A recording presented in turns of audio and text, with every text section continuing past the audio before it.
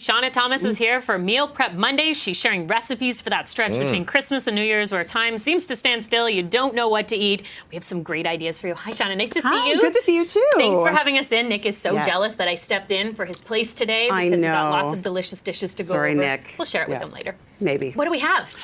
So that time, like you said, in between Christmas and New Year's, you have leftovers in the fridge. Sometimes you don't want them. And sometimes you don't want turkey and stuffing and mashed potatoes and you want easy meals. So I brought some really simple meals that you can make. This one we'll start with is this creamy veggie orzo pasta. Okay, looks it delicious. actually is made all in one pan. So you take one big sort of 9x13 cake pan, baking sheet, that sort of thing, and you literally dump all of the ingredients in there, mix it up, and throw it in the oven. That easy. The one-pan meals are the best, aren't they? Yeah. So this one, about 2 cups of orzo. We have in here grated butternut squash because we all sort of have squash in our house right now, right? There's chickpeas in there. There's sun-dried tomatoes. There's onion. I threw in some kale.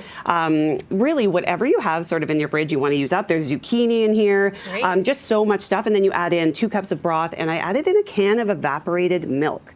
Because those are sort of a thing that you sometimes have in your pantry during the holidays, right? People make pies with them and things like that. That makes it creamier or And sweeter? it makes it super creamy, So you just mix it all together and throw it in the oven. And in about half an hour, you have this delicious That looks dish. so good. And this is the orzo, this is a grain? Yeah, so orzo's pasta, but it looks like rice. Okay. So it's really palatable. A lot of people really like it because it's small and it's not finicky to eat. And it's really, really simple. Isn't that good?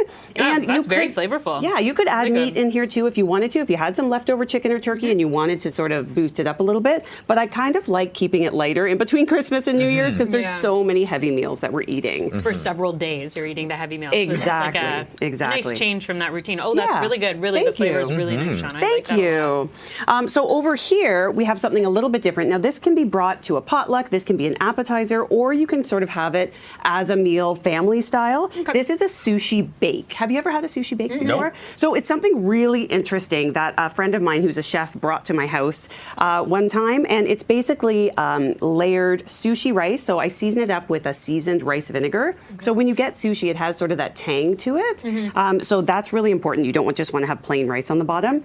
Then I mix some cream cheese with some imitation crab or real crab if you have it. So it's like, have you ever had those cream cheese rolls? Yeah, so it's kind of like that. And then you bake it. It gets all warm and bubbly and delicious. And then you top it with the fresh ingredients. So I have here cucumber, avocado, and then I made a spicy mayo over the top. And what I've dusted over here is something called furikake, which is like a nori sesame seed sort of seasoning.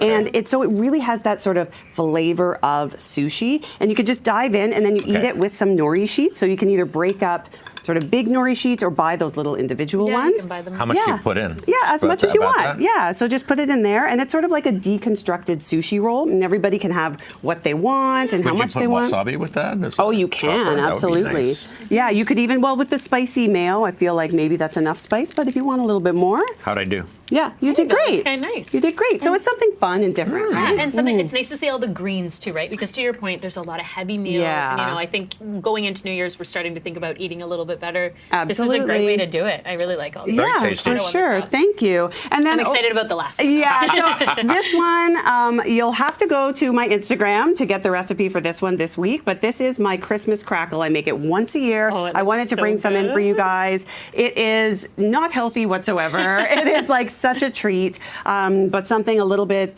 different and fun. So pretzels, it's sweet, it's salty, it's white chocolate. I have to confess, it was a lot more full. Yeah. Bill was already into it when we walked into the studio. It was a long commercial break. Okay, I'm hungry. But I'm doing healthy But white stuff. chocolate, right?